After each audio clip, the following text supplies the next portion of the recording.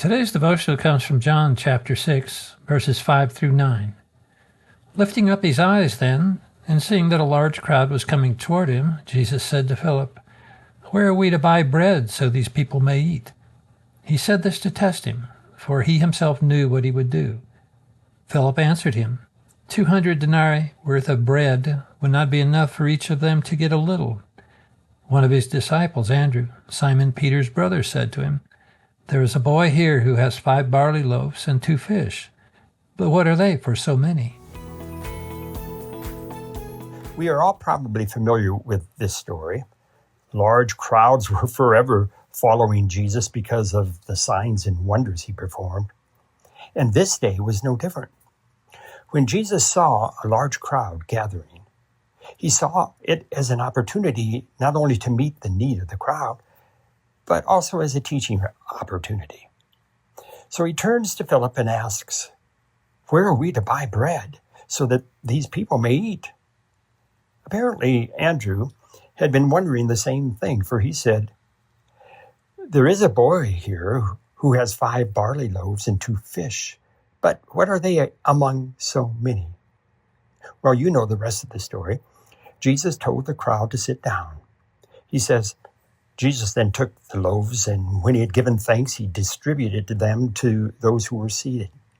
So also the fish, as much as they wanted. And when they had eaten their fill, he told his disciples, "Gather up the leftover fragments that nothing may be lost." So they gathered them up and filled 12 baskets with fragments from the barley loaves left by those who had eaten. When the people saw the sign that he had done, they said, "This indeed, the prophet who has come into the world." This turns out to be one of the 7 signs that John records in his gospel, so that others might believe that Jesus is the Christ, the Son of God, and that by believing they might have life in his name. However, there's something else that can be learned from this miracle, one that Philip and the other disciples needed to learn.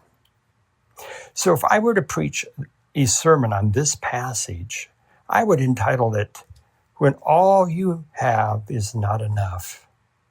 How would you finish that statement if you wanted to? When all you have is not enough, then, well, trust God, wait on God to act, look up.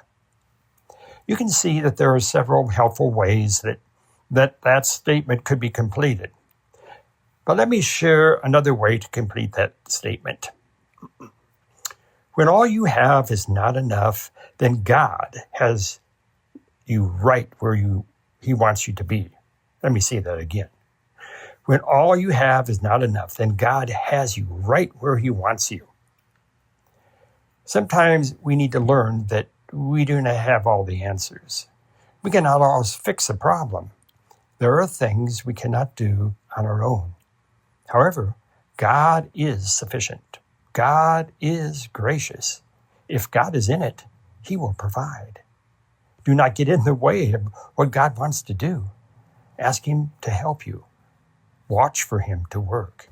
He will provide if you are not acting out of selfish ambition, but are waiting on him.